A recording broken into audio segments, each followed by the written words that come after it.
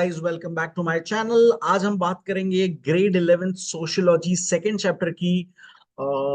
बहुत ही टाइम से ये चैप्टर बनाना था मुझे। वीडियो काफी काफी ही मुझे ज्यादा रिसर्च करनी पड़ी इस चैप्टर के लिए। एंड टेक्निकली थियरी वाइज काफी स्ट्रॉन्ग चैप्टर है, टफ चैप्टर है मैं बोलूंगा इसको। क्योंकि ये जो डिटेल्स ये लोग देते हैं बहुत ही कम पैराग्राफ में, बहुत ही इंपॉर्टेंट इंपॉर्टेंट बातें वो बता रहे हैं। तो बहुत ध्यान से, बहुत पेशेंस के साथ पूरा वीडियो देखिएगा, स्टडी करिएगा। सेल्फ स्टडी इसमें बहुत ज्यादा इंपॉर्टेंट है। आप अब ग्रेड 11 में आ चुके हो, आपको ये पता ही होना चाहिए। सेल्फ स्टडी इसमें बहुत ज्यादा जरूरी है। रिसर्च, सेल्फ रिसर्च बहुत ज्यादा जरूरी है। तो मैं पूरी कोशिश करने वाला हूँ कि ये वीडियो को मैं बहुत इजी बनाऊं, इस चैप्टर को जितना हो सके उतना सिंपल बनाऊं। सो that's that. Let's just directly dive into the chapter. बहुत इंपॉर्टेंट चैप्टर, कंसीडर कीजिएगा इसको। And let's start. Contribution of western and का क्या कंट्रीब्यूशन रहा है, उन्होंने क्या क्या थियरीज बताई अपनी, क्या क्या उन्होंने हमें कैसे आज की तारीख में सोशियोलॉजी जो बना है उसमें इन लोगों का क्या हाथ था, क्या रोल था, वो हम देखेंगे। Introduction. France is said to be the birthplace of sociology, as the foundation of sociology were laid down by Auguste Comte and Emile Durkheim in that country. So, Auguste Comte का नाम हम पहले भी पढ़ चुके हैं, एमिल डर्कम का नाम भी आया था फर्स्ट चैप्टर में। सो इनको फाउंडर्स फाउंडर्स माना जाता है सोशियोलॉजी का, और ये लोग फ्रांस से बिलोंग करते हैं, इसलिए France is the birth place of sociology. The legacy of sociology was later on continued in other countries in Europe and Western world. तो ये चलता रहा और आगे भी बढ़ता गया. The development of sociology is not restricted to the Western world. Sociology has also developed in India. There are numerous sociologists in India. In these unit, we will focus on 6 sociologists. तो total 6 sociologists के बारे में हम पढ़ने वाले. August Comte, Emile Durkheim, Karl Marx from the west, ये 3 west से, and G S. Ghurye, M N. Srinivas and Irawati Karve, ये 3 इंडिया से, from India. So east west, total 6 sociologist के बारे में हम पढ़ने वाले. Each sociologist has worked on specific areas within the broad scope of sociology as a discipline. तो हम जानते ही है कि सोशियोलॉजी एज अ डिसिप्लिन बहुत ही ज्यादा ब्रॉड उसका स्कोप है. तो उस ब्रॉड स्कोप में जो एक स्पेसिफिक एरियाज है, उन स्पेसिफिक एरियाज में ही इन लोगों ने काम किया हुआ है.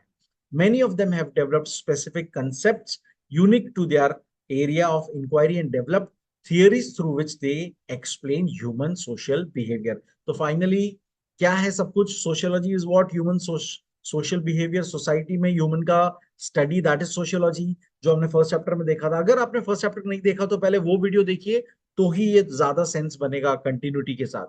तो सभी ने अपने तरफ से ह्यूमन सोशल बिहेवियर को एक्सप्लेन करने की कोशिश की है in their respected fields, in their respected expertise, जिसमें वो अपनी एक्सपर्टाइज रखे थे उस एरिया में उन्होंने, और उस बेस पे उन्होंने अपनी थियरीज बताई हुई है.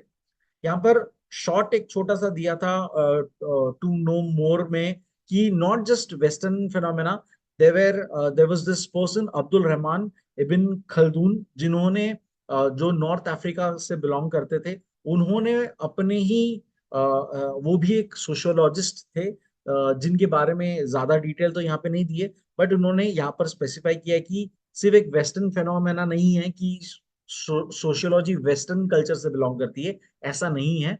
ये ओवरऑल वर्ल्ड में अलग अलग जगह पे डेवलप हुई थी, उसके बारे में यहाँ पे वो अलग से उन्होंने पैराग्राफ दिया है. तो please, I am not gonna read that because it's just gonna extend the video. वो आप रीड कर सकते हैं. I am gonna start from Auguste Comte 1798 to 1857. August Comte, popularly known as father of sociology, ये हम first chapter में देख चुके थे. Father of sociology was born at Montpellier, France. France में एक जगह है, वहां पे बॉर्न हुए थे 19th Jan 1798 को. His full name was Isidore Auguste Marie Francois Xavier Comte. Right from childhood, he was brilliant and won a number of awards and prizes. However, we should not forget that he was also rebellious and challenged the existing order. तो बहुत ही ज्यादा intelligent, smart, bright student थे, bright बच्चे थे अपने बचपन से ही, और बहुत उन्होंने अवार्ड्स प्राइजेस जीते हुए हैं. उनका फुल नेम भी यहाँ पे दिया हुआ है. एंड साथ ही साथ वो उनके अंदर एक रिबेलियस और चैलेंजिंग वाला नेचर भी था, जिसकी वजह से उन्होंने उस टाइम पे जो ऑर्डर था, सोशल ऑर्डर था, उसको चैलेंज करते हुए बोला था कि ये सब रॉन्ग है, और उन्होंने अपनी थियरीज डेवलप की थी और वो थियरीज हमें दी थी. That is why he is the father of sociology. However, basically he was a mathematician and philosopher. वो एक mathematician भी थे और philosopher भी थे. At the age of 14, he expressed the need for reconstruction of society. ये बहुत ही important बात होगी, इसको हम highlight करेंगे कि उन्होंने 14 साल की छोटी उम्र में ये एक अपना व्यू दे दिया था कि सोसाइटी को रीस्ट्रक्चर रिकंस्ट्रक्ट होने की बहुत ज्यादा जरूरत है. He formulated the theories of law of three stages, positivism, classification of or hierarchy of sciences.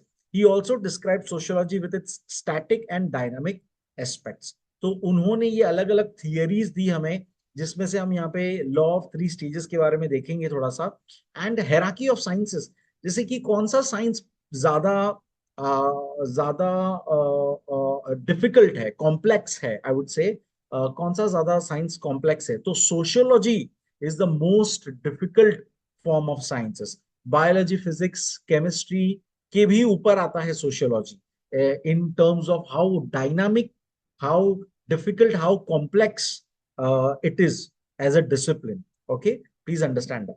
क्योंकि फॉर एग्जाम्पल फिजिक्स में हम सिंपली एक रूल हमने जो बना दिया वो हर जगह वैलिड, हर जगह वो वही चीज होगी, और वो हम इजीली उसको थियरेटिव वाइज और प्रैक्टिकली बता सकते हैं कि या इस तरह से ग्रेविटी काम करती है, इस तरह से लॉज ऑफ मोशन काम करते हैं. लेकिन सोशियोलॉजी बहुत ही डायनामिक कॉम्प्लेक्स है. वो हम भले थियरी बना दे, बट वो theory her form of society में वर्क नहीं करेगी शायद, क्योंकि वहां पे शायद क्योंकि ये सारा सब कुछ ह्यूमन पे बेस्ड है, और ह्यूमन भले ही हम कितना भी कैटेगराइज कर दे, but there are different forms of people, different forms of personality, अलग अलग, और कभी भी कोई भी कैसा भी हो सकता है. So that is why sociology is the highest most dynamic form of sciences. तो हेराकी ऑफ साइंसेस में वो ये बात करते हैं. थोड़ा सा हमने इसकी फर्स्ट चैप्टर में भी बात की थी इसके बारे में. Comte believe that the evolution of human mind had taken place along with the evolution of individual mind. In other words, he says that just as each individual developed from the stage of devout believer in childhood to a critical metaphysician in adolescence to a natural philosopher in adulthood, so also human beings and their system of thought have evolved in three major stages. So ये paragraph लग रहा है heavy सा, लेकिन इसको break down कर देंगे. पहले तो समझिए कि एक इंसान कैसे बड़ा होता है. बचपन में हमें अगर हमें कहा जाता था सांता क्लॉस है, सांता क्लॉस ने गिफ्ट, या टूथ फेरी, हम टूथ टूट गया हम रखते थे तो पैसे आते थे. ये सारा जो कंसेप्ट है, हम ये सारी चीजें बचपन में मान लेते थे, लेकिन एज अ एडल्ट हम ये जानते हैं कि ये सच नहीं है. There is no Santa Claus, there is no tooth fairy, right. So एक एक एक पर्सन का ब्रेन कैसे डेवलप होता है, कैसी वो थिंकिंग बदलती है फ्रॉम डिवोट बिलीवर के, हमें जो बोला जाए वो मान लेते, डिवोट बिलीवर से लेकर फिलोसोफर के तरफ, नेचुरल फिलोसोफर, यानी हम साइंटिफिकली हर चीज को तोड़ पाड़, नहीं ऐसा नहीं, इसका रीजन ऐसा है, ऐसा नहीं इसका रीजन ऐसा है, हर चीज का रीजनिंग हम करते. तो ये जो हो रहा है, ये स्टेजेस में हम जो जा रहे हैं, थ्री स्टेजेस जो बनाए हुए हैं, वो स्टेजेस, वो सेम स्टेजेस ह्यूमन सोसाइटीज का भी रहा है. हम इनिशियली जो स्टार्टिंग में जो 10,000 बिफोर कॉमन एरा से, मतलब इतना पुराने, बेसिकली जब से ह्यूमन काइंड रही है, और स्टोन एज से लेकर हम धीरे धीरे हम उस लेवल में थे कि हम मानते थे कि अरे बिजली कड़की तो कोई भगवान भगवान माफी माफी दे दो, हमें माफी दे दो, बिजली क्यों कड़क रही है. हमारा लॉजिक ये था कि हर चीज में हम वैसा सोचते थे कि किसी हायर डिवाइन पावर ने ये हमें सजा पहुंचाने के लिए हमारे साथ ये कर रहे हैं. तो ये चीजें, लेकिन अब हम जानते हैं कि थंडर क्यों होता है, लाइटनिंग क्यों होती है, रेन कब होता है, रेन कब क्यों नहीं होता है, ये हमारे पास अब एक रीजनिंग आ चुकी है, क्योंकि ह्यूमन सोसाइटी इवॉल्व हो चुकी है उस तरह से. तो यहाँ पर कॉट हमें ये कह रहे हैं, अगस्त कॉट हमें ये कह रहे हैं कि जिस तरह से एक थिंकिंग हमारी स्टेजेस में चलती है, वैसे ह्यूमन सोसाइटीज भी स्टेजेस में चले हुए हैं, और उसी के ऊपर उन्होंने अपनी ये लॉ ऑफ थ्री स्टेजेस बताए थे. Comte social philosophy is based on the concept of three stages of human thought. तो मैंने आपको अभी बताया कि हमारा जो ह्यूमन थॉट 3 स्टेजेस में जैसे चलता है, वैसे ही ह्यूमन सोसाइटीज भी 3 स्टेजेस में से पास हुई है। तो वो कौन सी है? तो पहला है theological stage. God is of the view that in the first stage, ideas, views are influenced by spiritual and supernatural factors. जैसे कि मैंने अभी बोला कि बिजली कड़कती थी, आग लग जाती थी, बहुत बारिश होती थी, बारिश नहीं होती थी, ये सारी सबका रीजन सब डिवाइन पावर्स को प्रे करते थे, अरे भगवान हमें माफ कर दो, हाँ हम ये नहीं करेंगे। हम अलग अलग रिचुअल्स में इन्वॉल्व हो गए थे कि अरे ये करेंगे तो ही भगवान खुश होंगे और बारिश होगी। तो ये सब जो आइडियाज थी, सुपर नेचुरल फैक्टर्स की जो आइडियाज थी, तो ये सब हमारे अंदर थी पहले। It was believe that there was monopoly of God over all events in the world. God is the creator and control of all things. Human beings and had deep faith in God and supernatural beings. The human mind at this level supposed that all phenomena was produced by the immediate action of supernatural beings. तो ये again एक ही line में बहुत ही clearly बोल दिया कि हमारा दिमाग ऐसा मानता था कि कुछ भी हो रहा है because of the supernatural beings, God, जिसको हम गॉड बोल सकते हैं यहाँ पर समझने के लिए, उनके वजह से सब कुछ हो रहा है। For example, all natural calamities were expression of God's anger. कुछ भी गलत होता था, थंडर आ गई, बहुत बारिश हो गई, कुछ भी हुआ तो हम समझते, फ्लड आ गया तो हम समझते थे भगवान हमसे नाराज है, इसलिए ये हो रहा है ना। तो ये कब से चला? तो यहाँ पे ये मैंने लिख के रखा है, from Inception of human kind, जब से ह्यूमन लोग इवॉल्व हुए और वो स्टार्ट हुआ पूरा, from stone age to modernization till 1300 anno domini AD तक, ये हमारा थिंकिंग इस तरह का रहा। नेक्स्ट स्टेज है मेटाफिजिकल स्टेज। यहां पर हमने थोड़ा सा गॉड गॉड को तो हमने माना ही है, लेकिन हम थोड़ा सा रीजनिंग की तरफ आ गए। तो this is the mixture of first and third stage. Okay, third stage being rational and scientifically. Okay, तो first stage rational, sorry irrational से हम थोड़ा थोड़ा अब रैशनल की तरफ बढ़ रहे हैं, कि हम जहां पे एकदम बिलीवर थे, लेकिन अब जानते गॉड है, सुपर पावर है, लेकिन थोड़ा सा रीजनिंग करने लग गए। This stage is also known as abstract stage of thinking. इसे हम एब्स्ट्रैक्ट स्टेज ऑफ थिंकिंग भी कहते हैं। In this stage explanation based on faith in supernatural beings were replaced by those based on abstract power. This, ये खाली अब words words आपको समझने हैं कि इस चीज को डिफाइन करने के लिए हम वर्ड्स क्या यूज कर रहे हैं। तो हम जो सुपरनैचुरल बीइंग्स के ऊपर हमारा फेथ था, वहां पर हमने एब्स्ट्रैक्ट पावर लगा दिया, और हमारे पास एक थोड़ा सा एक्चुअल, उसका एक हमारे पास एक फिजिकल, उसका कुछ लॉजिकल रीजनिंग है थोड़ा सा इसके ऊपर। Okay, this abstract power was considered responsible for guiding and controlling human and natural activities. This stage is more or less develop stage of the first stage of thinking. तो ये पहला जो stage है उसी का डेवलप वर्जन है ना, version 2.0 है। जो हमारा फर्स्ट स्टेज है उसी का डेवलप वर्जन अगर हम करेंगे तो सेकेंड स्टेज में आ गए। Watt has characterized it as a amended and improved form of theological thinking। तो फर्स्ट स्टेज जो है थियोलॉजिकल थिंकिंग, उसको जब हम डेवलप करेंगे और ज्यादा वर्जन 2 निकालेंगे उसका, तो मेटाफिजिकल स्टेज पे हम आ जाएंगे, जहां पर conception of one God is replaced here. यहाँ पे अब वन गॉड कंसेप्ट बदलकर हम वन गॉड कंसेप्ट पे नहीं, अब हमें पता है कि फायर गॉड अलग है, ये गॉड अलग है, वो उस लेवल पे आ चुके हैं। और उसके ऊपर भी हमारा रीजनिंग चल रहा है कि नहीं ऐसा करेंगे तो बारिश होगी, या ऐसा करेंगे तो एग्रीकल्चर ज्यादा अच्छा होगा, एग्रीकल्चर के सीजन में एग्रीकल्चर करना जरूरी है। तो ये रीजनिंग हमारे अंदर अब आ चुकी है थोड़ी सी, पहले ऐसा नहीं था। फॉर एग्जाम्पल एक और देना चाहूंगा, एग्रीकल्चर की बात हुई है, फेमाइन। हम पहले फेमाइन समझ देते थे कि अरे उपजाऊ नहीं हुआ, तो हो सकता है यार उस जमाने में हमें तब पता ही नहीं था ना, पहले फर्टाइल सॉइल में हमें उगाना है या इनफर्टाइल सॉइल में नहीं उगेगा, या बारिश का एक सीजन होगा तभी जाके मुझे हर क्रॉप का एक सीजन होता है। तो अगर मैंने रॉन्ग सीजन में उस सीड्स को सो कर दिया तो थोड़ी ना उगने वाला है। तो मैंने तब समझ लिया अरे भगवान हमसे नाराज है, हम पूजा पाठ करेंगे ये या जो भी हम करेंगे अलग अलग जो उस समय पे हम करते थे, जिससे हम भगवान को खुश करना चाहते, हायर पावर्स को खुश करना चाहते थे, और हम समझते थे कि अरे अब यहाँ पर चीजें उगने लग जाएंगी। तो वो हम वहां से हटकर अब हमें पता है कि okay, there is a pattern, there is a season. Okay, rainy season के पहले ये खरीफ क्रॉप, ये क्रॉप, वो क्रॉप, ये जो रखा है हमने का सिस्टम, वहां तक हम पहुंच चुके थे धीरे धीरे।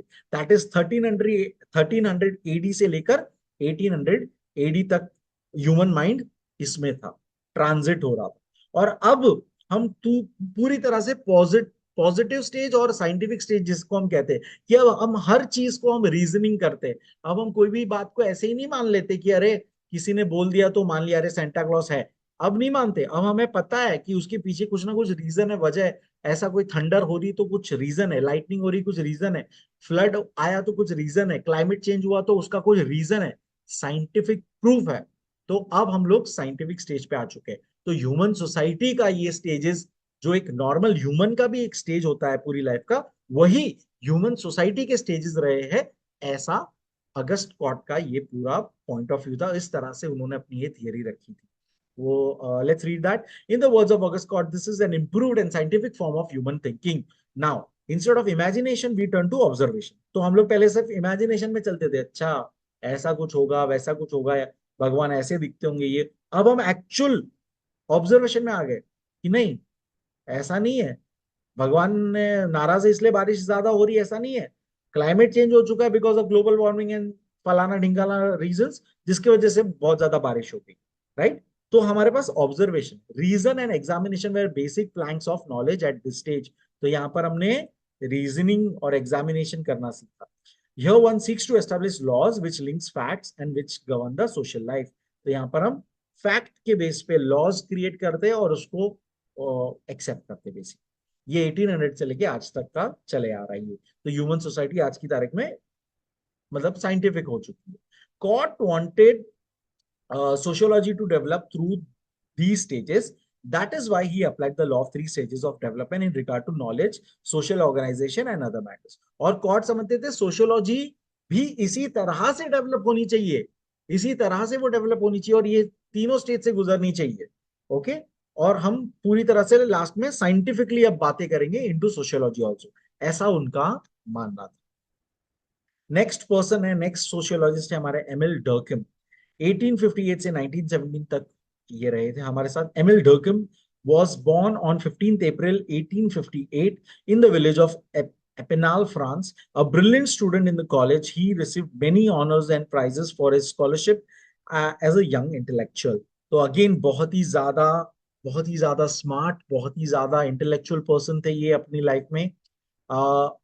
Durkheim has written on social facts, social solidarity, collective representation, social values, morality, crime and punishment. ये सभी टॉपिक्स के ऊपर ये इनका फील्ड ऑफ वर्क रहा है, field of area of work रहा है सोशियोलॉजी में। और इसके ऊपर उन्होंने अपनी सारे थियरीज दिए हुए, जिसमें से यहाँ पर हम देखेंगे डर्किम्स थ्योरी ऑफ सुसाइड। बहुत ही इंपॉर्टेंट, बहुत ही ज्यादा आपको एकदम ध्यान से समझना है इसके लिए। Durkheim has presented an elaborate analysis of suicide as a social fact and phenomena in his book Live Suicide. Live France में लिव मतलब द वर्ड यूज किया जाता है, इसे लिव कहा जाता है। लिव सुसाइड 1897 में ये किताब उन्होंने पब्लिश की थी और उसमें उन्होंने कहा था suicide is a social fact. ये एक ऐसी चीज है जो हमारे सोसाइटी में हो रही है और उसके there are more reasons to it than just psychological and emotional breakdown or something. There are more factors to it. There are social factors.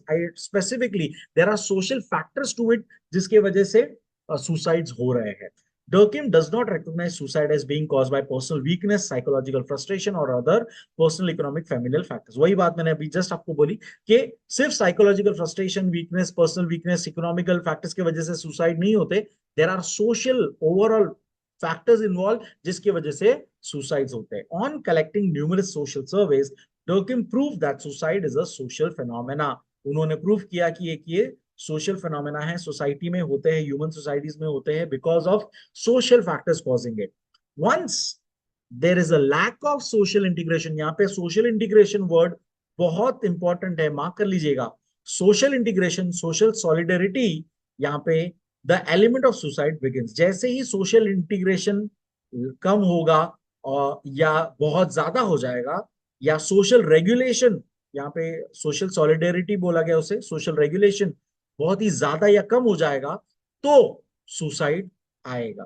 Even degeneration of moral values, values conflicts, negative pressure over individual can cause suicide. तो ये again regulation की बात ही कर रहा है। तो ये सारे वर्ड्स को ब्रेक डाउन करके धीरे धीरे और इसको डिटेल में पढ़ेंगे। डेफिनेशन ऑफ सुसाइड आपको वर्ड टू वर्ड वैसे ही याद हो जाना चाहिए जैसे डर्किम ने कहा है। Suicide refers to every case of death which results directly or indirectly from a positive or negative act carried out by the victim himself, knowing that it will produce this result. तो ये उन्होंने statement दिया था और ये आपको वैसा का वैसा पूरा याद हो जाना चाहिए। क्या कह रहे हैं इसके अंदर? ये कह रहे हैं कि पहले तो बता रहे हैं कि दो पार्ट है इसकी। पहले तो कह रहे हैं कि रिजल्ट इसका क्या होने वाला है, डेथ होने वाला है। ये सामने वाले को पता होता है कि इसका रिजल्ट डेथ होने वाला है। अब वो किस तरह से हो सकता है, directly, indirectly, positively, negative act के साथ। तो पॉजिटिव एक्ट में ऐसा हो गया कि हमने, फॉर एग्जाम्पल, कार एक्सीडेंट होने वाला है, बच्चे को बचाने के लिए माँ बाप अपने आप को जोखिम में डाल, तो खुद वहां पर उनके एक्ट के वजह से बच्चों को बचाने के चक्कर में उन्होंने अपने आप को, उनको पता है कि ये करने पर मैं चले जाऊंगा, मेरा डेथ हो जाएगा, है ना। तो ये इस तरह का एक्ट होगा। और जैसे कि सुसाइड बॉम्बर्स को पता होता है कि उनकी डेथ होने वाली है, लेकिन उनसे उनको नहीं फर्क पड़ता। उनको काम है डिस्ट्रक्शन फैलाना, उनको लोगों के अंदर पैनिक करना। तो उनके अंदर वो ग्रेटर थॉट है कि ये मैं अपने रिलीजन के लिए, मैं अपने जन्नत हासिल करने के लिए, और ये सब जो रीजंस, उनके जो भी ब्रेन वॉश रीजंस होते हैं, उसके लिए मैं सुसाइड कर रहा हूँ, फॉर बिगर हायर गोल्स मेरे हैं, जिसमें मैं अपने आप को कंसीडर ही नहीं करता हूँ कि मैं भले ही उसमें, उस गोल को पाने में मैं भले नष्ट हो जाऊं। तो इस तरह के जो चीजें होती है, तो ये कौन से तरह के सुसाइड है उसको हम पढ़ेंगे अभी। पहले तो डेफिनेशन ऑफ सुसाइड अच्छे से याद कर लेना, पढ़ लेना। Forms of suicide. According to Durkheim, suicide has the following forms. Egoistic suicide, तो एक तरह का सुसाइड होता है egoistic suicide। तो यहाँ पर when a person becomes socially isolated or feels that he she has no place in society, तो जब पर्सन एकदम अकेला पड़ जाता है, लोनली इज द वर्ड यहाँ पर, ठीक है, अलोन नहीं, alone, I am sitting alone right now. Alone होना और लोनली होना फर्क है दोनों में, प्लीज अंडरस्टैंड। तो when a person feels lonely, आप लोगों के भीड़ में भी बैठे हो सकते हो और आप लोनली फील कर सकते हो, right. So understand the alone and lonely, दोनों डिफरेंट। लोनली, आप लोनलीनेस आपको जब एकदम पूरी तरह से आपके ऊपर हावी हो जाए, आप सोशली आइसोलेट हो चुके हो, आप मौजूद नहीं हो सोशली, एंड आपको लगता है कि मेरा होना ना होना न के बराबर हो चुका है, तो इस केस में आप ईगोइस्टिक, ईगो वर्ड यानी सेल्फ के लिए यूज होता है, ईगो, मेरे लिए। तो जब ईगो ईगो पे आ जाती है वैसा बात, हाईली इगोइस्टिक पीपल लोग वैसा करेंगे, आइसोलेट हो जाएंगे बहुत ही ज्यादा दो लोगों से, दूसरों से, तब जाके ये हो सकता है। Usually those person who are concerned with their own interests and have nothing to do with other members of society commit egoistic suicide. It is committed by people who become introvert and have less desires to live in the company of others. तो ये बहुत ही ज्यादा introvert हो जाते हैं, उनको लोगों से कोई लेना देना ही नहीं है, लोग गए भाड़ में टाइप्स उनकी थिंकिंग हो जाती है, और बहुत ही ज्यादा वो आइसोलेट हो जाते हैं बेसिकली। लोनली, यहाँ पे मैंने एग्जांपल अपने से लिखा हुआ है कि यहाँ पर एल्डरली पर्सन जो लोनली हो चुका है, ओके, वो इस तरह का स्टेप ले लेंगे कि वो सोचेंगे कि अरे मेरे लाइफ में कुछ बचा ही नहीं, मेरे फैमिली नहीं बची, मेरी बीवी मर चुकी है, मेरे बच्चे नहीं हैं, मैं जिंदगी में क्या ही कर रहा हूँ, ये क्या मैं जिंदगी जी रहा हूँ। तो वो सुसाइड, उनको रास्ता अपना सही लगता है। तो elderly lonely person could be an example for that. Next है एनोमिक, एनोमिक सुसाइड। एनोमी का मतलब होता है कि नॉर्मलेसनेस, यानी कि हम सोसाइटल नॉर्म्स, जो हमें सोसाइटी बताती किस तरह से, कहा किस तरह से बिहेव करना चाहिए, वो सारी चीजें मैं भूल जाता हूँ। वो नॉर्म्स मेरे लिए अब वैलिड नहीं होते, वो सारा सब कुछ हट चुका है मेरे लाइफ से, वो उससे फर्क ही नहीं पड़ता अब। तो नॉर्मलेसनेस, यहाँ पर नॉर्मलेसनेस वर्ड बहुत ही ज्यादा की वर्ड है, इसको जरूर यूज करिएगा कि पर्सन इस स्टेज पे आ चुका है कि उसको ये सोसाइटी में रहकर ये फील आ चुकी है कि क्या हो गया, ये मेरी दुनिया कैसे बदल गई, ये पूरे हालात कैसे बदल गए, कोई एक्सट्रीम चीज कैसे हो गई। तो यहाँ पर मैं एग्जांपल के लिए मैंने लिया है कि जो सुसाइड, फार्मर्स लोग सुसाइड कर लेते कि वो इतने ज्यादा डिप्रेस हो जाते, फेमाइन की वजह से क्रॉप्स नहीं हुए और पूरा उन कर्जे में डूबे हैं, और ये सब जो आ जाता है सिचुएशन, तो इतने ज्यादा वो डिप्रेस हो जाते हैं और उनको नॉर्मलेसनेस आ जाती है, और तब जाके वो ऐसा कोई स्टेप उठाते हैं। So it is anomie is a condition of normlessness, a moral vacuum, a suspension of rules, state sometimes referred to as deregulation. This type of suicide takes place in situation which one is not able to cope with circumstances which have cropped up suddenly.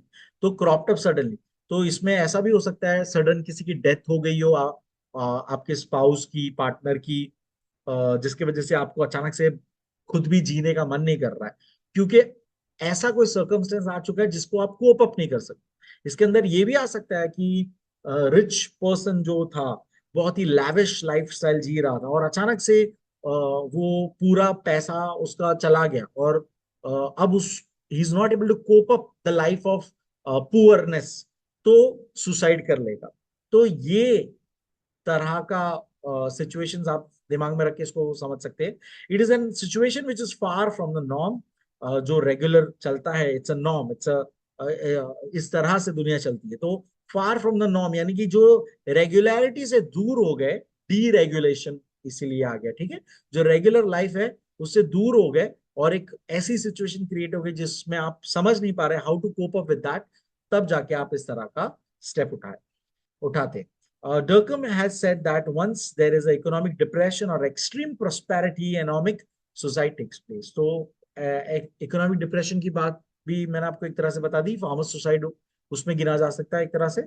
Extreme prosperity क्यों आया है, आई am not sure कि prosperity बढ़ रही है तो लोग क्यों सुसाइड करेंगे, आई am not really sure about it, but understand economic depression को दिमाग में रख के आप इसको लिख सकते हैं कि बहुत ज्यादा इकोनॉमिक डिप्रेशन आ गया, तब जाके कोई पर्सन ऐसे स्टेप उठाए। Altruistic suicide, this is the actually opposite of egoistic suicide. यहाँ पर दिस इज जस्ट ऑपोजिट लिखा है ये पहली लाइन में। Here an individual commit suicide with the objective of doing well for others. तो ये मैंने आपको बताया था, सुसाइड बॉम्बर्स क्या सोच रहे हैं कि मैं अपनी कौम के लिए अच्छा करके जा रहा हूँ, मैं अपने जो भी मैं मान रहा हूँ रिलीजन को, उसके लिए अच्छा करते जा रहा हूँ ये चीज। तो ये इस तरह की जो थिंकिंग है कि मैं दूसरों के भले के लिए अपनी जान दे रहा हूँ, तो that is altruistic suicide. Here an individual commits suicide with the object of doing well for others. This type of suicide is value oriented. यहाँ पर मैं सोचता हूँ कि मेरी मौत से लोगों का फायदा हो जाएगा, लोगों का भला हो जाएगा बहुत ज्यादा, इसीलिए मैं कर रहा हूँ। हरिकिरी कमिटेड बाय जापानीज, ये समुराइज वगैरह करते थे जब उनके अंदर वैसा एक मोड आता है जब वो they are suppose to actually you know, उन्होंने एक तरह से समझो डिसरिस्पेक्ट लाया है अपने किसी मोरल्स के ऊपर एंड मास्टर्स के ऊपर, तब वो होता था जापानीज में, ये हुआ होता था कि मेरे मरने से जो दाग लगा है मेरे मेंबर्स ऑफ सोसाइटी पे वो हट जाएगा। एंड सती का एग्जांपल इन्होंने दिया हुआ है कि इंडियन विमेन समझती थी कि मेरे हस्बैंड का डेथ ये हो गया तो मेरे लिए अब लाइफ में कुछ नहीं बचा और मैं ये करके सोसाइटी का भला कर रही हूँ, and that is why she should do that. मैंने एग्जांपल में लिखा हुआ सुसाइड बॉम्बर्स, तो आप इसके बारे में अगेन आप लिख सकते हैं। Fatalist suicide, when a repressive feeling is created due to, this is the opposite of anomic suicide। यहाँ पर बहुत ही ज्यादा कंट्रोल, बहुत ही ज्यादा रेगुलेशन आ चुका है, बहुत ज्यादा सोसाइटल फैक्टर्स का कंट्रोल है, आपके पेरेंट्स का, आपके टीचर्स का, ओवरऑल सोसाइटी के जितने भी मेंबर्स है सबका आपके ऊपर बहुत ज्यादा कंट्रोल है, रेगुलेशन बहुत ज्यादा है, तब जाके आपको ये फीलिंग आती है कि क्या है मेरी लाइफ में, क्या हो रहा है, इतना ज्यादा कंट्रोल, मुझे कुछ करना है वो करने नहीं मिलता, मैं जो चाहता हूं वो नहीं होता है। इस तरह की जब आपके अंदर थिंकिंग आ जाती है, तब आप जो सुसाइड करते हैं उसे फेटलिस्ट सुसाइड कहा जाता है। When a repressive feeling is created due to an extreme control of society, fatalist suicide takes place. मैंने एग्जांपल में अगेन टीनेजर्स सुसाइड लिखा हुआ है, फेटलिस्ट सुसाइड। सो इस तरह के 4 फॉर्म्स ऑफ सुसाइड है। अगेन इसके बारे में आप जितना रिसर्च करोगे, जितना ज्यादा आप पढ़ोगे, उतनी ज्यादा ये बातें आपको समझ में आएगी। In formulating the theory of suicide, Durkheim tries to explain how social situations, social circumstances, social factors are responsible for committing suicide. तो ओवरऑल इन्होंने यहाँ पर यही बताया कि कैसे social factors, societal factors, circumstances are responsible, situations are responsible जिससे आप सुसाइड की तरफ बढ़ते हैं, and how it becomes a social fact, and that is why ये बन गया है एक social fact, okay, social phenomena बन चुका। So that is the theory of Durkheim. On suicide. I hope आपको समझ में आया। I would like to also show you a chart.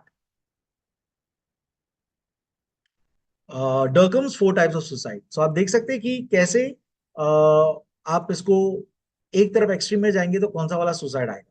तो बहुत ज्यादा रेगुलेशन की तरफ अगर आप बढ़ेंगे तो टू मच रेगुलेशन फेटलिस्ट सुसाइड। कम एकदम ही नो रेगुलेशन तो anomic नॉर्मलेसनेस anomic suicide.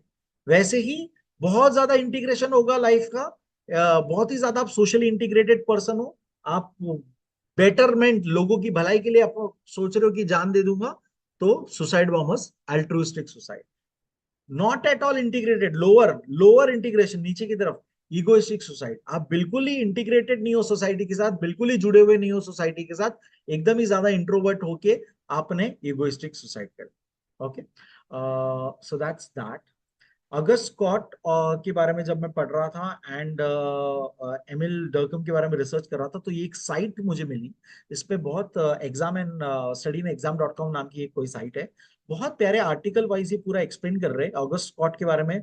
Law of three stages को भी यहाँ पे डिटेल में दिया है, एग्जाम्पल्स के साथ पूरा दिया हुआ है। सो इसको तो मैं पूरा कवर नहीं करूंगा ऑफ कोर्स, लेकिन ये मैं आपको इसलिए दिखा रहा हूँ ताकि आप इस पे जाकर, इस साइट पे जाकर इसे आप पढ़ सकते हो।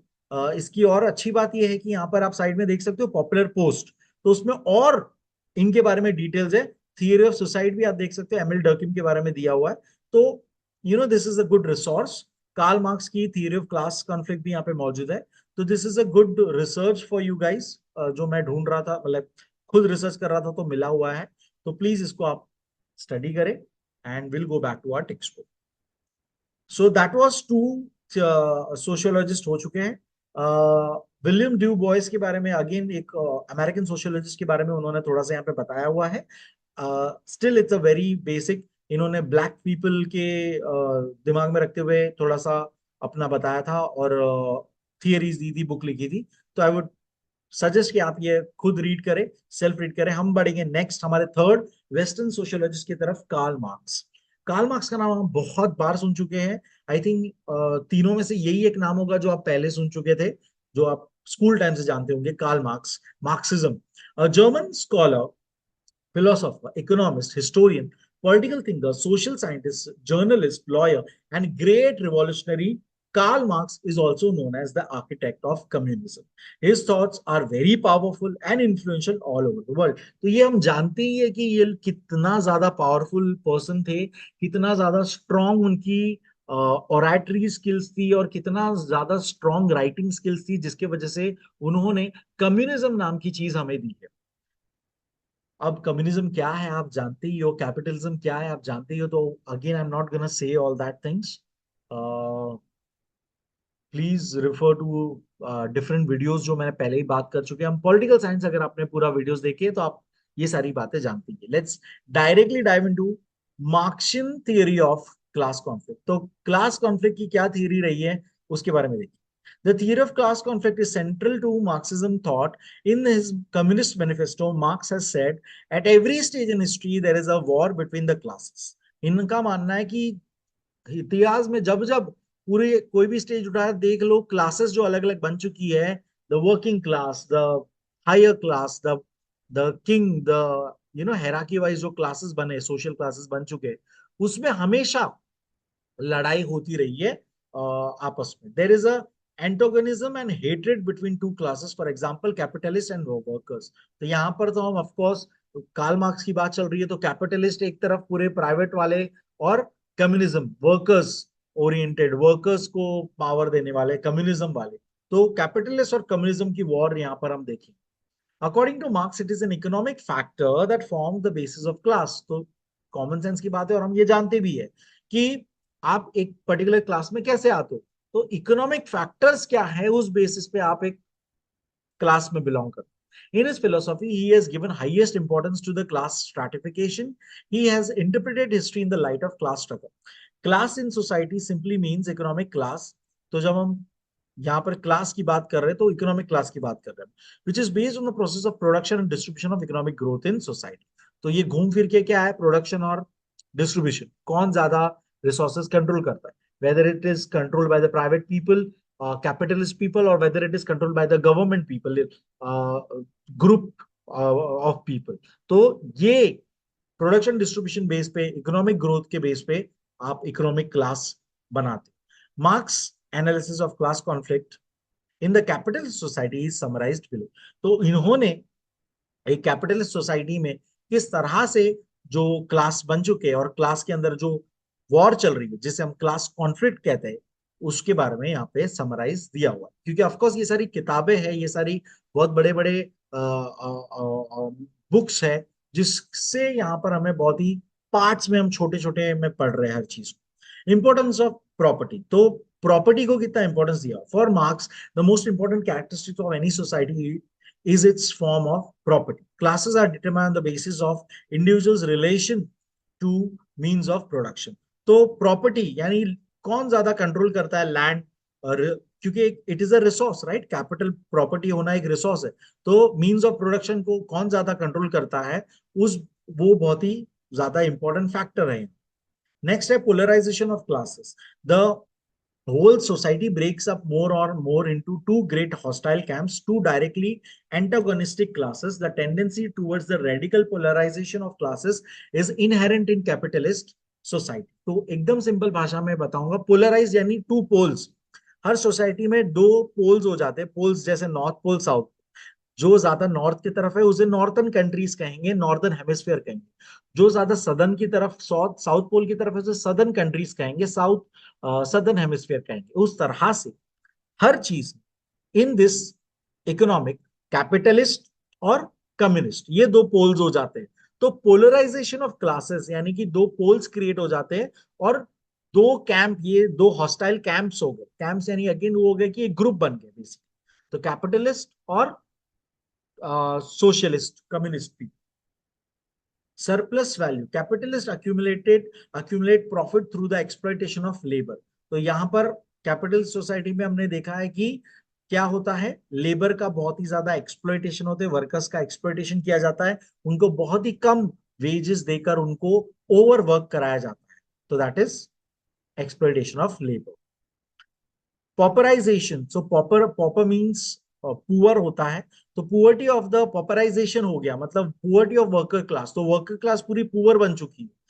वो poverty of worker class grows with increasing exploitation of labour, क्योंकि अब लेबर को एक्सप्लॉइट किया जा रहा है, पैसे नहीं मिल रहे हैं, कम मिल रहे हैं, और काम बहुत ज्यादा कराया जा रहा है। अमीर अमीर होते जा रहा है, गरीब और गरीब होते जा रहा है। तो दैट इज, गरीब और गरीब होते जाने को इंग्लिश में बोलेंगे पॉपराइजेशन। तो वर्किंग क्लास बहुत ही ज्यादा पुअर होती जा रही है। According to marks, poverty is the result of exploitation and not scarcity, यानी कि रिसोर्स, पैसे की कमी नहीं है, पैसा तो सबको बहुत ज्यादा है, लेकिन पैसे का कौन, किसके पास कितना पैसा है, उसकी प्रॉब्लम है ना। तो एक्सप्लॉइटेशन हुआ है, गरीब और गरीब होते गया, अमीर और अमीर होते गया, जिसके वजह से ये हो गया। एलियनाइजेशन, economic exploitation and inhuman condition lead to the increased alienation of workers. Work is no longer an expression of the worker but an degraded instrument of livelihood. तो एक वर्कर को वो काम बोझ लगता है, अब वो उसके लिए अपना स्किल बताने की जगह नहीं रही, उसको एक बोझ लगता है कि अरे मेरे को मर मर के ये दो पैसे कमाने के लिए काम करना पड़ रहा है। तो ये चीज आ चुकी है उसके अंदर। The worker becomes alienated from one self. तो एलियनेशन वर्ड इसलिए दिया था क्योंकि वो खुद से एलियनेट हो जाता है, खुद से अलग हो जाता है ना, जुदा हो गए from the process as well as the product. तो एलियनेशन आ चुका है कि खुद से आप अलग हो जाते हो, और आप खुद को भी उस काम के लिए हेट करने लग जाते हो, बट वो काम आपको करना पड़ रहा है फॉर फ्यू मनी। अगेन ये सब बातें तब ज्यादा वैलिड थी, अब तो लाइफ वर्ल्ड चेंज हो चुका है, बट अंडरस्टैंड ये हम थोड़ा सा पढ़ रहे हैं उस टाइम का जब कार्ल मार्क्स थे। Class solidarity and antagonism, with the growth of class consciousness and crystallization of social relations into two groups become streamlined, the classes tend to become internally homogeneous and class struggle more intensified. तो ये कह रहे कि धीरे धीरे class के अंदर, जो क्लास मतलब इकोनॉमिक क्लास जो बन गया है, वो एक ऐसा फॉर्म लेने लगता है और एक स्ट्रीमलाइंड हो जाता है कि होमोजेनेसिटी आ जाती है सारे के अंदर, और उनके अंदर क्लास स्ट्रगल और ज्यादा आ जाता है। मिडिल क्लास पूरा एक एक तरह का पैटर्न में ही है सारे के सारे, कि 9 to 5 जॉब कर रहा है, ओवर टाइम कर रहा है, इतनी ही तनख्वाह मिल रही है, इतना ही मिल रहा है, वो क्लास के ऊपर वो जा ही नहीं पा रहा, तो एक पूरी होमोजेनियस क्लास बन जाता है और उनके अंदर स्ट्रगल और ज्यादा आ जाता है। Revolution at the peak of class war, a violent revolution breaks out, this destroys the structure of capitalist society. और फाइनली ये सब एक साइकिल एक्चुअली, और उसमें एक आएगा एक टाइम जब क्लास वॉर आपस में जो स्ट्रगल चल रहा है इतना हाई लेवल का ये, और कि उसके अंदर रिवॉल्यूशन आ जाएगा। तो जब लोग अनएम्प्लॉयमेंट अनएम्प्लॉयमेंट कर करके इतने थक जाते हैं कि बाद में वो रिवॉल्यूशन पे उतर जाते हैं। तो इस तरह का वो आप उसको दिमाग में रख के पढ़ सकते कि वायलेंट हो जाता है। और डिक्टेटरशिप ऑफ प्रोलिटेरियट, तो अगेन प्रोलिटेरियट यानी वर्कर्स होता है। The revolution brings about social dictatorship of the proletariat यानी workers. The revolution destroys the capitalist class, according to Marx it is a transitional phase. तो ये बता रहे हैं कि एक्चुअली अगर देखा जाए तो ये पूरे स्टेप्स है कैसे आप एक कैपिटलिस्ट सोसाइटी के अंदर वर्कर्स का स्ट्रगल देखते हुए, वर्कर्स का धीरे धीरे उनको आप टुवर्ड रिवॉल्यूशन लाकर कैपिटलिस्ट सोसाइटी को तोड़ने की बात यहाँ पर चल रही है, जो कि बकवास बात है एक्चुअली, माय पर्सनल ओपिनियन। तो ये उस टाइम पे उन्होंने वैसा सोशलिज्म और कम्युनिज्म का control in the hands of government and वो सब करके ये आइडियाज तब रखी। Emergence of the communist society, abolition of effective private property will eliminate class and class conflict। और फिर जैसे ट्रांजिशनल फेज ये होगा, कैपिटल सोसाइटी पूरी तरह टूट जाएगी, तो धीरे धीरे क्लास एलिमिनेट हो जाएंगे और क्लास कॉन्फ्लिक्ट हट जाएंगे। As Marx says, the state will eventually wither away in a classless society। और हम एक क्लासलेस सोसाइटी में आ जाएंगे जहां पर कोई ऊंच नीच नहीं होगा, जहां पर कोई गरीब नहीं होगा, ऐसा इस तरह की सोसाइटी में आ जाएंगे। In this society nobody will own anything, but each individual will contribute according to one's ability and receive according to one's needs। तो ये लाइन जरूर लिखिएगा लास्ट वाली, कि कोई ओन नहीं कर रहा है, हमारी खुद की प्रॉपर्टी नहीं है, लेकिन हम सब कंट्रीब्यूट करेंगे, और जितना हम हमारी एबिलिटी है, जितना हम करेंगे उतनी हमारी नीड्स के हिसाब से हमें चीजें भी मिलेगी। Okay, so that was the three sociologist of the western world. Now Indian sociologist के बारे में हम देखेंगे। अगेन फिर से ये साइट बताऊंगा कि studyandexam.com, ये साइट पे आप Karl Marx theory of class conflict यहाँ पर जाके भी पढ़ सकते हैं। तो प्लीज इसको आप पढ़िएगा, एंड थोड़ा और आपको डिटेल्स मिलेगी, थोड़ा और ज्यादा, और आप आपके पास आपका समझ ऑफ द टॉपिक्स बढ़ेगा, और आप और बेटर चीजें लिख पाएंगे और समझ पाएंगे इनटू आवर टेक्स्ट बुक। देखिए ये पूरा लिखा हुआ है, popularization of workers, alienation of workers है, revolution against capitalist system. So ये अगेन जैसे कि आप यूज कर, this is a resource basically, you can use it and you can study. Introduction to Indian sociology start करेंगे। Sociology and social anthropology both were brought to India from Britain. तो हमारे पास ये concept आया from British scholars, हमारे यहाँ पे Britain जब आए थे तब ये कंसेप्ट हमारे पास आया, सोशियोलॉजी और social anthropology.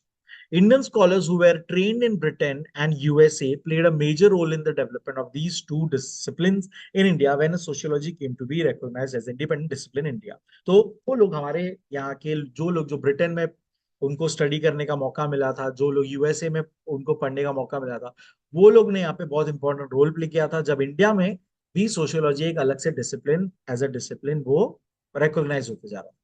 A separate department of sociology was started in University of Bombay under the guidance of Patrick Geddes, जो कि एक ब्रिटिश पर्सन है, in the year 1990। तो इस साल में एक अलग से एक डिपार्टमेंट बनाया गया था सोशियोलॉजी का इन यूनिवर्सिटी ऑफ बॉम्बे। तो ये एक आप याद रखिएगा। Later on it was developed through the efforts made by the pioneers of sociology in India।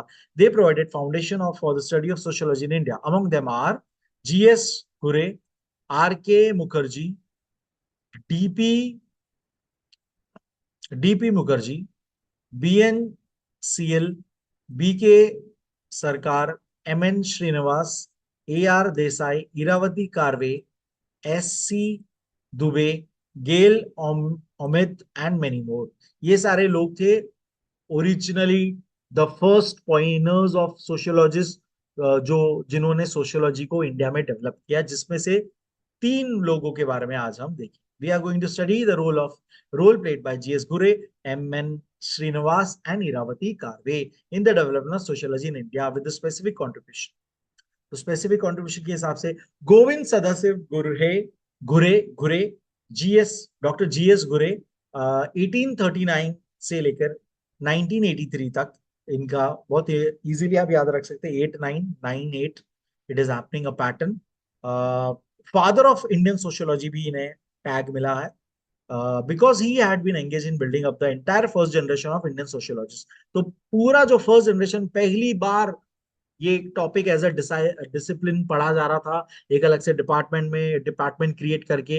तो फर्स्ट जनरेशन ऑफ सोशियोलॉजिस्ट लोग को इन्होंने ही गाइड किया हुआ है, यही उनके प्रोफेसर थे, यही उनके गाइड थे। In the post independence period he form the Indian sociological society in 1952, इन्होंने एक सोसाइटी भी फॉर्म की थी एंड एक जर्नल भी बना, इनका चलता था, सोशियोलॉजिकल बुलेटिन।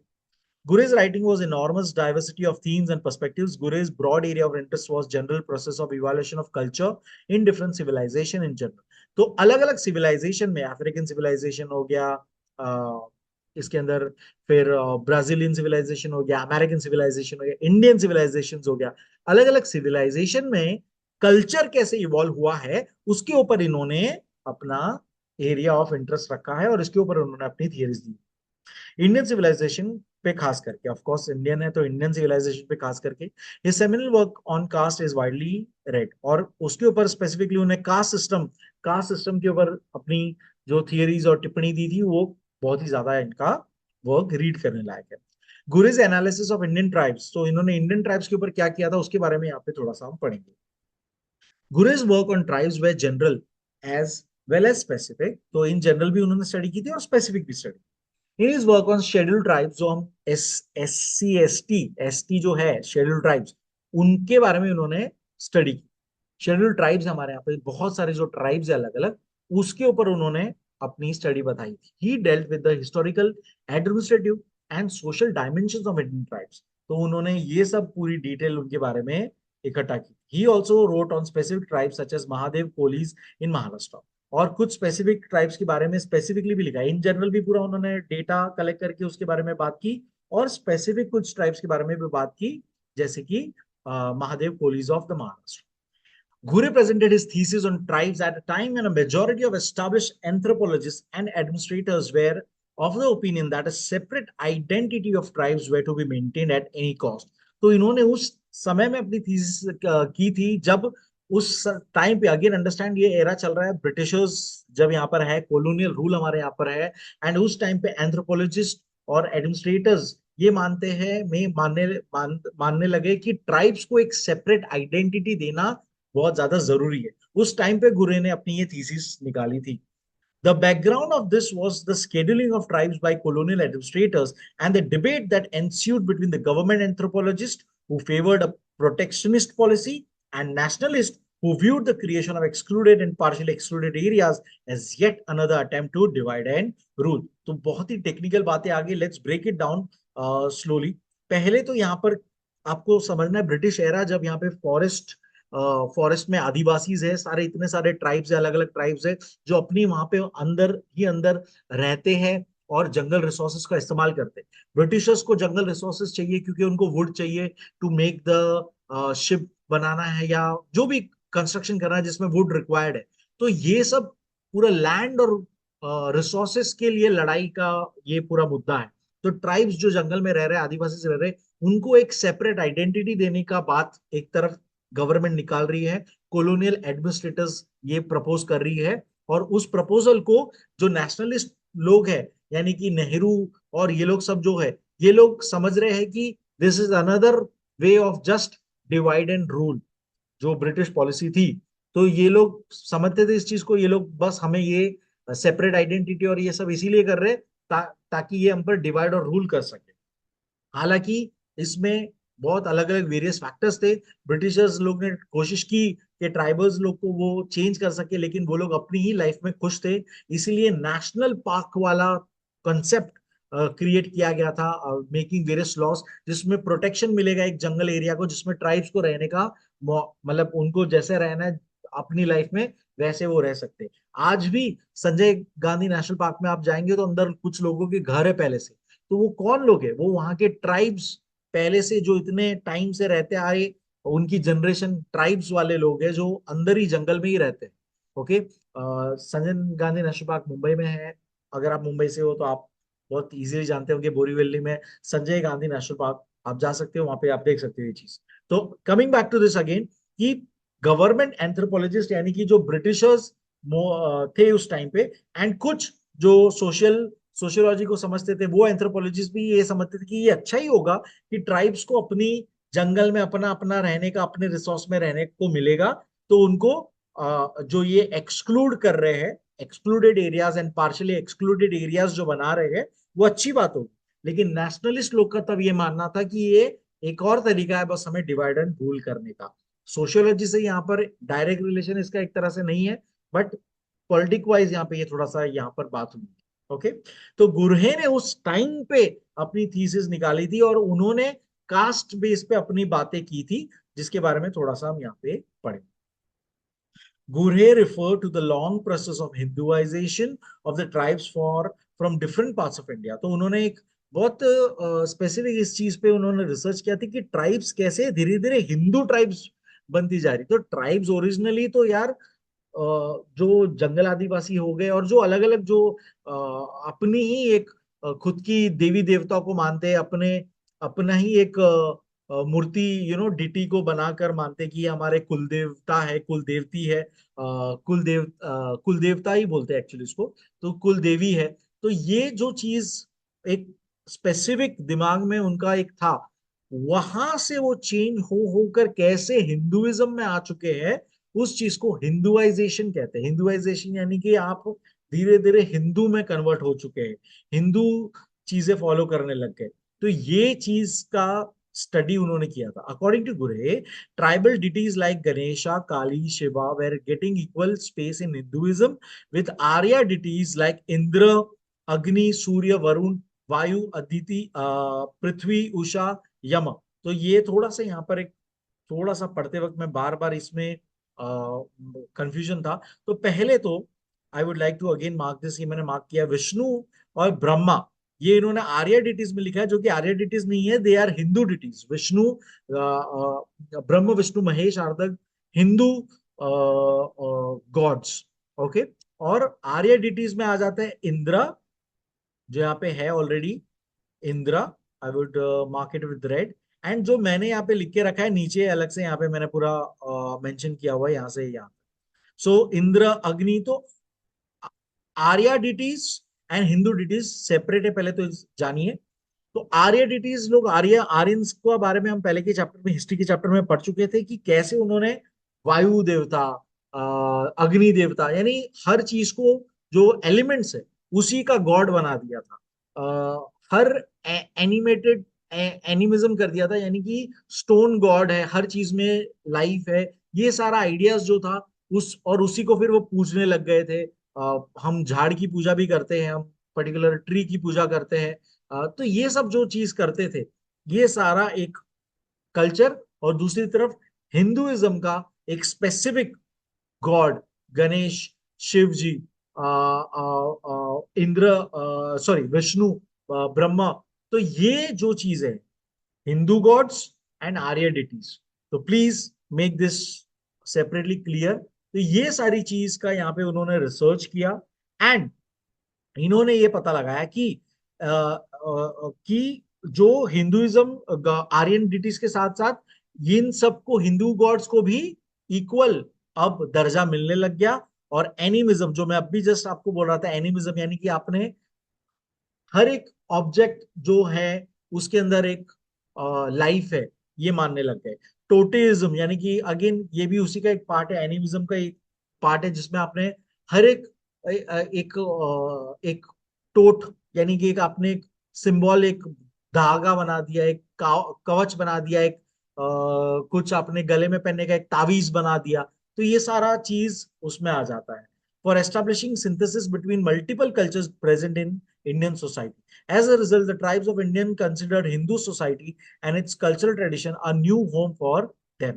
तो ये बता रहे कि कैसे उन्होंने देखा कि कैसे गुरहे ने ये ऑब्जर्व किया कि डिफरेंट ट्राइब्स धीरे धीरे, जो कि एक खुद के कुल देवता कुल देवी को मानते थे, जो आर्य डिटीज को मानते थे, इंद्र, विष्णु, अग्नि, ये सबको मानते थे, not Vishnu sorry again, Indra, Agni, सूर्य, ये सबको जो मानते थे, वो कैसे धीरे धीरे टूवर्ड्स विष्णु, ब्रह्म, शिवा, गणेश, ये सब की तरफ बढ़ चुके थे, इस तरफ, दैट इज हिंदुआइजेशन। तो इन्होंने हिंदुआइजेशन ऑफ ट्राइब्स के ऊपर बहुत ज्यादा रिसर्च किया था और उसके ऊपर किताबें और थीसिस एंड आर्टिकल्स लिखे। Many tribal leaders like Tana Bhagat, Vishnu Bhagwat, Kabir Panthi, and others successfully carried Hindu cultural attributes to tribal life. इन्होंने हिंदू कल्चरल एट्रीब्यूट्स को ट्राइबल लाइफ में लाया। तो हिंदू कल्चरल एट्रीब्यूट क्या हो गया? तो जैसे कि हमारा हिंदू कल्चर में हमने एक डिटी बनाकर उसका हमने पूजा का एक एक स्पेसिफिक तरीका है पूजा करने का, तो वही सारा तरीका हमने ट्राइबल वालों ने अपने पूजा पाठ में यूज करना स्टार्ट कर दिया। तो that is Hinduization. As a result, the tribes of heartland of the country sharing Hindu values Hinduized, I don't know इसका pronunciation कैसे करेंगे, Hinduized themselves. Gure's understanding of tribes and their problems largely manifest his nationalist appeal, as he considered cultural unity between tribes and caste as the only means to promote integration in Indian society. तो इनके mostly सारे इनके खुद की nationalist appeal थी, and ये समझते थे कि ट्राइब्स का सब लोग एक कॉमन कल्चरल यूनिटी के साथ ही हम इंटीग्रेशन रखेंगे, तभी जाके इंडियन सोसाइटी आगे हम प्रमोट कर पाएंगे ओवरऑल यूनिटी को। ऐसा इनका व्यू था। व्यूज ऑफ गुरे ऑन कास्ट इन इंडिया, और कास्ट इन इंडिया इनकी जो किताब थी उसके ऊपर और डिटेल में वो बता रहे। His book caste and race in India which was published in 1932 is a classic and significant contribution of Gure to Indian sociology. It contributes, it combines historical, anthropological and sociological perspective to understand caste and kinship system in India. तो again अब वो book specific वही बात थोड़ी सी repeat हो रही है हमारी, कि उन्होंने कास्ट और रेस इंडिया में जो है उसके ऊपर पूरा हिस्टोरिकल वाइज और socially wise perspective में बात की हुई है। Gure studied caste system from a historical, comparative and integrated perspective. Gure regards endogamy as a principal feature of the caste. तो हर कास्ट में एंडोगमी होती है। एंडोगमी यानी कि आप एक ही अपने ही कास्ट में शादी कराते हो, आप एक ही अपने ही समाज में शादी कराते हो, एक ही कम्युनिटी में शादी कराते हो, दैट इज कॉल्ड एंडोगेमी। तो एंडोगेमी एक बहुत ही इंपॉर्टेंट फीचर है कास्ट का, ये इन्होंने नोट डाउन कराया था। According to Gure, caste can be treated scientifically in relation to the reality of changing forces in India. Caste is one of the living issues of Indian social and political life. Dr. Gure's analysis of caste system is given in detail in Unit 7. तो इसके बारे में और detail में हम आगे chapter 7 unit 7 में पढ़ेंगे, जिसमें वो कास्ट के बारे में उनके क्या और व्यूज है उसके बारे में वो हमें बताते हैं। ये समझते हैं कि कास्ट एक बहुत ही इंपॉर्टेंट और एक लिविंग इशू है इंडिया का, जिसको हमें बहुत ही डेलीगेटली, बहुत ही सेंसिटिवली डील करना चाहिए। नेक्स्ट हमारे सोशियोलॉजिस्ट है डॉक्टर एम एन श्रीनिवास। 1916 से 1999 तक M N Srinivas was born in 16 November 1916 in Mysore. After completing his early education in Mysore, he joined the Department of Sociology in the University of Bombay and became a student of Dr. Gure. तो ये doctor गुरे के student रहे हैं। His concept of Brahminisation, तो हिंदुआइजेशन जैसे Brahminisation, Brahminisation क्या हो गया? तो यहाँ पर अलग अलग जो अगेन जो पीपल लोग है, वो ब्राह्मण लोग जैसी चीजें करते हैं वो चीजें करने लग गए जो ब्राह्मण लोग ही करते थे पहले।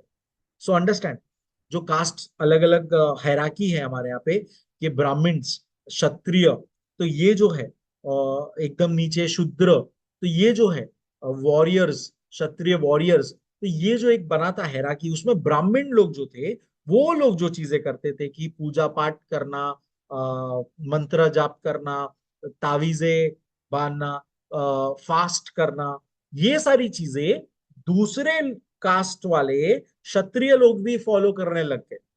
क्षत्रिय लोग भी इस चीज पे बिलीव करके फास्ट रखने में बिलीव करने लगे, बलि चढ़ाने में बिलीव करने लग गए। तो ये जो चीज हुआ दैट इज कॉल्ड ब्राह्मणाइजेशन। ठीक है, concept of Brahminization, Sanskritization, Westernization, secularization and dominant caste are the widely discussed even today। तो ये इनके कुछ कंसेप्ट है जिसमें से आज हम डोमिनेंट कास्ट के बारे में थोड़ा डिटेल में बात करेंगे। ब्राह्मणाइजेशन के बारे में मैंने आपको बताया ही। संस्कृताइजेशन वही हो गया कि आप संस्कृत वाले जो चीजें हैं, जो लोग संस्कृत कल्चर को मेंटेन कर रहे थे, वो बाकी लोग भी उस चीज को फॉलो करने लग गए, तो दैट इज संस्कृताइजेशन। और एक सिंपल सा वेस्टर्नाइजेशन का एग्जांपल देंगे। वेस्टर्नाइजेशन यानी कि सिंपल क्या होता है कि आप वेस्टर्न कल्चर को जैसे जैसे फॉलो करने लग गए, आज हम जो कर रहे हैं मोस्टली, हम शूज, ड्रेसिंग से लेकर हमारे ईटिंग हैबिट से लेकर ये जो चीज है, ये सारा वेस्टर्न कल्चर हम फॉलो कर रहे हैं। शॉर्ट स्कर्ट से लेकर बर्गर्स खाने तक की बात यहाँ पे चल रही है, तो that is westernization. Okay, so westernization, तो ये सब कंसेप्ट आज भी वैलिड है और आज भी इसके बारे में बहुत डिटेल में लोग बात करते हैं। यहाँ पर हम अब उनकी डोमिनेंट कास्ट के बारे में उनका क्या बात था वो हम देखें। Indian society is based on the caste system. तो कास्ट सिस्टम पे बेस्ड थी, ये तो हम जानते ही हैं। Large number of caste have been in existence since a long time. The mutual cooperation harmony existed among them, however there is an interdependence as well as conflict within the caste system. तो बहुत, मतलब राम जी के time पे भी सबरी के बेर राम जी ने खाए। तो सबरी क्यों, ऐसा क्यों ये इंपॉर्टेंट है सबरी के बेर वाला कंसेप्ट? क्योंकि सबरी लोअर कास्ट से था, तो राम जी ने उसके झूठे बेर खा लिए कि लोअर कास्ट को उन्होंने एक्सेप्ट कर दिया। तो ये कंसेप्ट, कास्ट बेस्ड कंसेप्ट इतना पुराना हमारे जमाने से चले आ रहा है, इतने लॉन्ग टाइम से एग्जिस्ट करता है। और कास्ट के अंदर कॉन्फ्लिक्ट होती है अगेन, कि वो कैसे वो बेटर अपना पोजीशन करे। तो ये कॉन्फ्लिक्ट होती है। और हमने ये भी जाना कि वो कैसे एक दूसरे पे डिपेंड होती है, कि यार ये काम कुछ पर्टिकुलर कास्ट वाले ही करेंगे। क्लीनिंग का काम, दिस टॉयलेट क्लीनिंग का काम एक स्पेसिफिक कास्ट ही करती थी। झाड़ू वाले एक स्पेसिफिक कास्ट वाले ही होते थे। आई डोंट नो आप कितना अवेयर हो इसके बारे में, लेकिन आप अपने पेरेंट्स से पूछ सकते हो कि आपके आपके कास्ट में और कौन, आप कौन से कास्ट से हो, या आपके और कौन वैसा, तो आपको इसकी नॉलेज मिलेगी। सो आई एम अ गुजराती, और मुझे पता है कि गुजराती में एक स्पेसिफिक कास्ट होती थी जो एक ये झाड़ू वाला काम ही करती थी। झाड़ू मारने का वो लोग की जनरेशन जनरेशन वही करती है, उनके बच्चे बच्चे वही वो काम ही वो सीखते हैं। तो इस तरह मोची वाले मोची वाला ही काम करते हैं। तो ये चीज का एक जो सेट बन चुका था, और हम एक दूसरे पे इंटरडिपेंडेंट है, राइट? अगर वो लोग वो काम करना छोड़ देंगे तो फिर कौन करेगा सफाई? ये क्वेश्चन आ जाएगा, राइट? तो ये चीज के वजह से ही ब्राह्मण लोग ने एकदम स्ट्रांग पोजीशन अपनी पकड़ ली थी, जिसमें लोग, उन्होंने गॉड गॉड के बेस पे लोगों को डरा के रखा और पूरा सिस्टम को कंट्रोल किया। और क्षत्रिय लोग भी उनको फॉलो करते थे कि अरे हाँ, टीका लगा के जाएंगे वॉर में, बलि चढ़ा के जाएंगे वॉर में, तो जीत होगी। ये सारी चीजें, इस तरह से पूरा एक ओवरऑल कंसेप्ट है। तो ये इंटरडिपेंडेंस रही है पूरे सिस्टम में। When one caste attempts to dominate the other, और इसमें हम ब्राह्मण लोग क्या करते हैं, डोमिनेंट, यहाँ पे मैं अगेन बार बार बोल रहा हूँ ताकि आप ये इजीली कनेक्ट कर सके कि ब्राह्मण लोग ने क्या किया, प्रीस्ट लोग ने क्या किया, अपना डोमिनेंस रखा लोगों पे और एक्सप्लॉइट किया लोअर कास्ट वालों को, है ना? So dominant to others tries to exploit the lower caste, there is a conflict. Caste are not equal anywhere in India. तो कॉमन सेंस की बात है, हम जानते ही है कि हर कहीं पर भी ये इक्वल नहीं। According to Srinivas, all castes that are found in framework of Indian social system are not equal in strength and their role and influence are not equal। तो ये हम जानते ही है, बहुत ही बेसिक लाइन है, इसलिए बहुत अच्छे से इसको लिख लेना कि कास्ट हमारे यहाँ पे जो अलग अलग है वो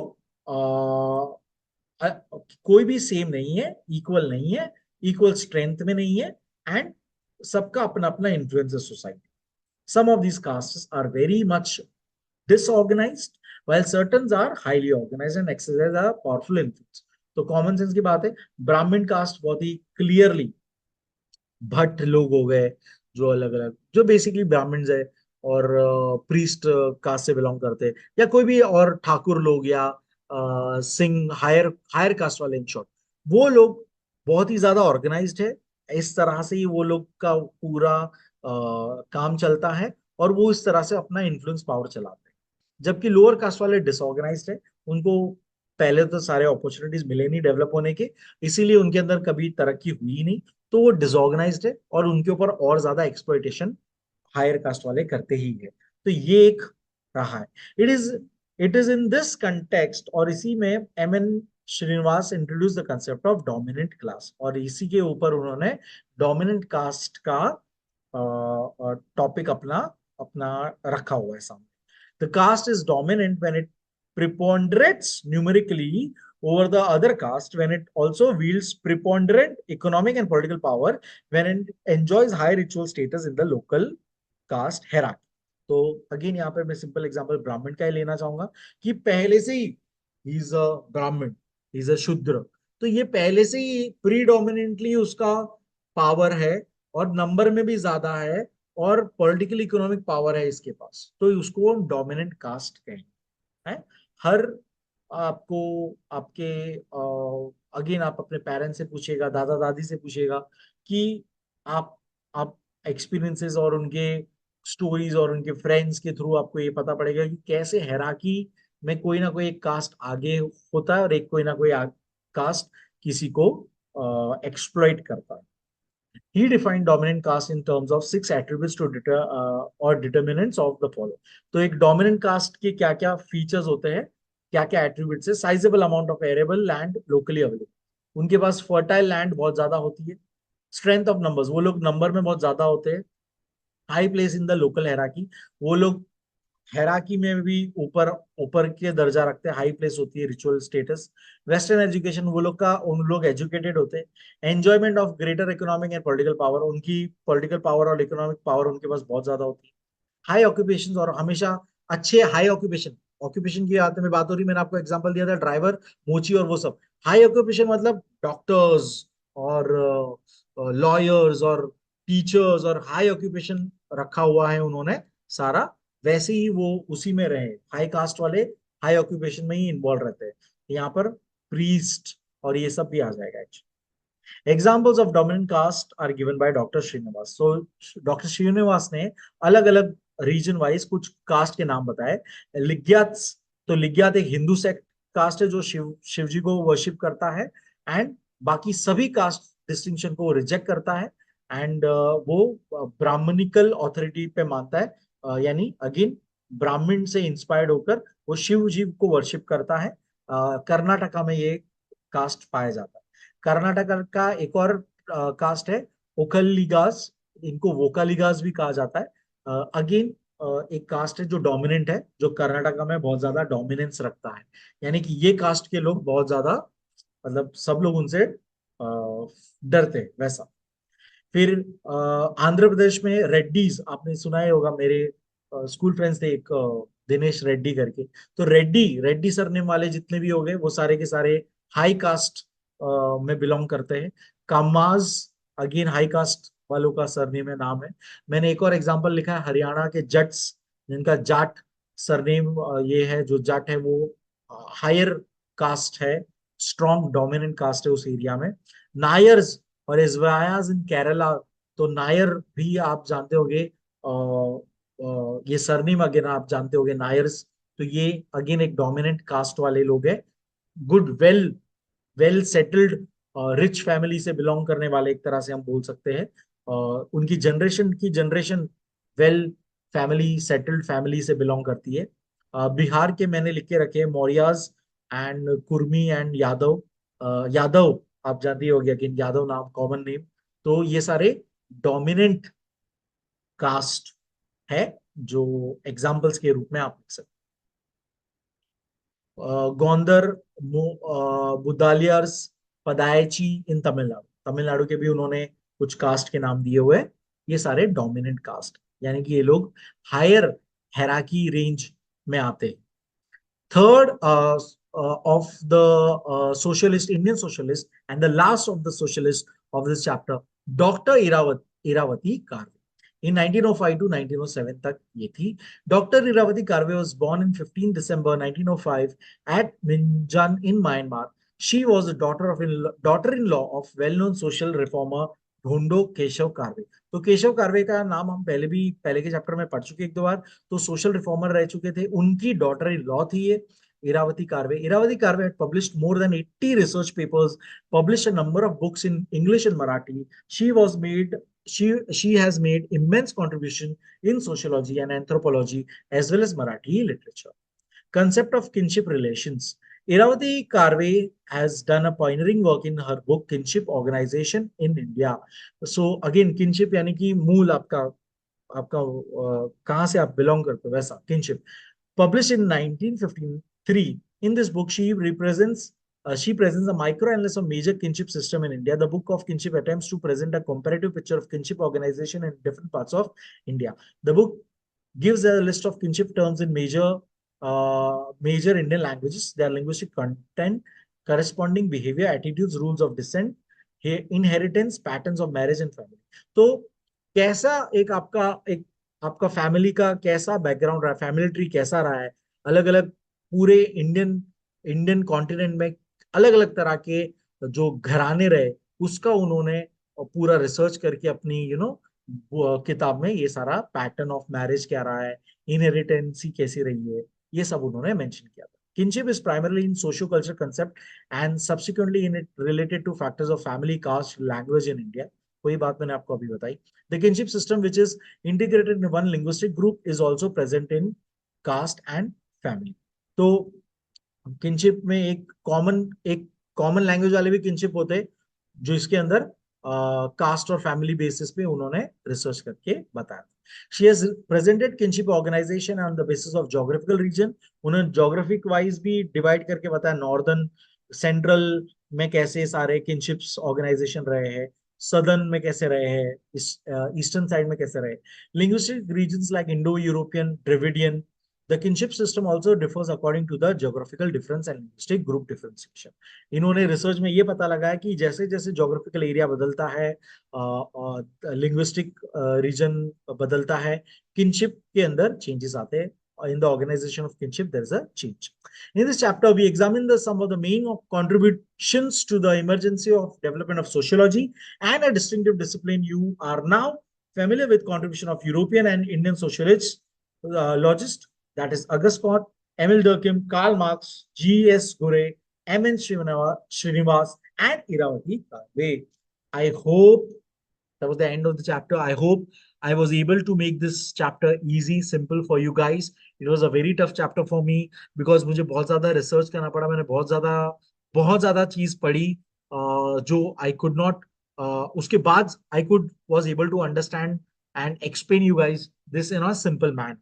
Okay, so I hope I did justice to that. Thank you so much. Keep learning, keep sharing, keep smiling, and thank you. Bye.